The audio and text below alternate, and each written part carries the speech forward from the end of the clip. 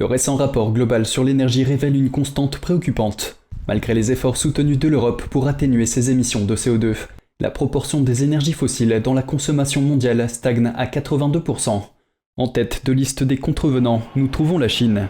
D'après ce rapport, à elle seule, la Chine a généré l'an dernier 30,7% des émissions globales de CO2 liées à l'énergie.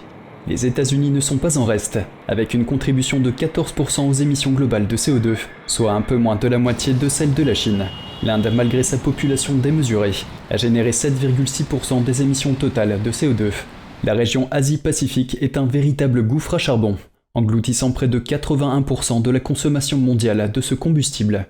En chiffres bruts, la Chine est responsable de 54,8% de la consommation globale de charbon, tandis que l'Inde en consomme 12,4% supplémentaires. Le total des deux s'élève donc à une effarante part de 67,2%. Dans les deux pays, la consommation de charbon a continué à augmenter l'année dernière, en Inde même 4 fois plus qu'en Chine. Cette consommation de charbon galopante par les deux géants asiatiques met en échec les efforts considérables déployés par d'autres régions du monde telles que l'Europe pour atténuer les émissions de CO2. Les données sont éloquentes.